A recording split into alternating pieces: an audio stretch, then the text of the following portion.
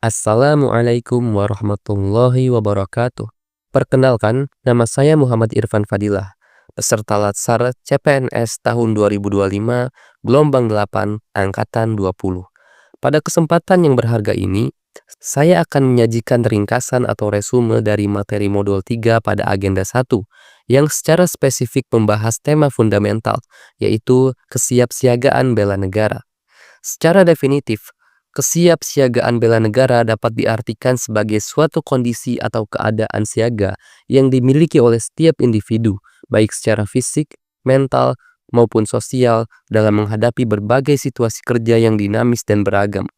Kesiapan ini tidak muncul begitu saja, melainkan lahir dari kebulatan sikap dan tekad yang tulus, ikhlas, dan penuh kesadaran. Hal ini juga harus disertai dengan kerelaan untuk berkorban sepenuh jiwa dan raga. Landasan utama dari semua ini adalah rasa cinta yang mendalam terhadap Negara Kesatuan Republik Indonesia atau NKRI yang senantiasa berpedoman pada Pancasila dan Undang-Undang Dasar tahun 1945 dengan tujuan mulia untuk menjaga, merawat, serta menjamin kelangsungan hidup berbangsa dan bernegara. Untuk dapat mengimplementasikan kesiapsiagaan tersebut, kita perlu memahami dan menjiwai nilai-nilai dasar bela negara. Adapun nilai-nilai tersebut meliputi 1. Cinta tanah air, yakni diwujudkan dengan menjaga nama baik bangsa, melestarikan lingkungan, dan bangga menggunakan produk dalam negeri. 2. Sadar berbangsa dan bernegara, tercermin dalam sikap disiplin, taat pada hukum dan peraturan yang berlaku, serta mengutamakan kepentingan nasional di atas kepentingan pribadi atau golongan. 3. Setia kepada Pancasila sebagai ideologi negara, memahami, mengamalkan, dan mempertahankan nilai-nilai luhur Pancasila dalam kehidupan sehari-hari sebagai fondasi negara. 4. Rela berkorban untuk bangsa dan negara. Kesediaan untuk menyumbangkan waktu, tenaga, pikiran, bahkan harta demi kemajuan dan kedaulatan bangsa. 5. Memiliki kemampuan awal bela negara, merupakan modal dasar yang harus dipersiapkan, yang terbagi lagi menjadi beberapa aspek. Adapun kemampuan awal bela negara itu sendiri dapat diuraikan menjadi 4 pilar utama, yaitu pertama, kesiapsiagaan jasmani. Ini bukan sekadar tentang kekuatan fisik, melainkan kondisi kesehatan dan kebugaran tubuh yang prima. Seseorang dengan kesiapsiagaan jasmani yang baik akan mampu menjalankan aktivitas kerja secara produktif, berolahraga secara teratur, dan memiliki daya tahan untuk menghadapi situasi darurat yang tidak terduga. Kedua, kesiapsiagaan mental.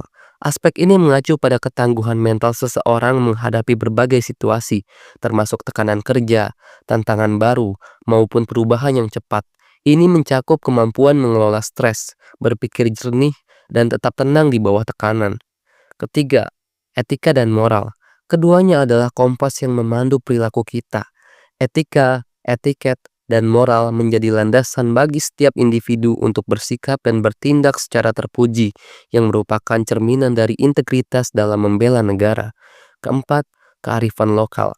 Ini adalah kemampuan untuk menggali dan memanfaatkan nilai-nilai luhur, pengetahuan, serta praktik tradisional yang ada di setiap daerah sebagai bagian dari upaya kolektif untuk mempertahankan dan membangun Negara Kesatuan Republik Indonesia.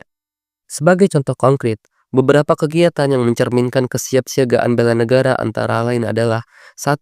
Peraturan baris berbaris atau PBB yang melatih disiplin dan kekompakan. 2. Keprotokolan yang mengajarkan tata cara dan etiket resmi. 3.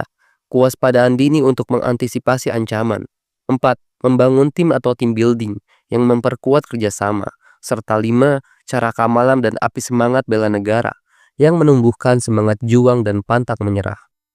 Secara khusus pada materi keprotokolan, terdapat aturan yang jelas mengenai tata tempat dalam acara-acara resmi.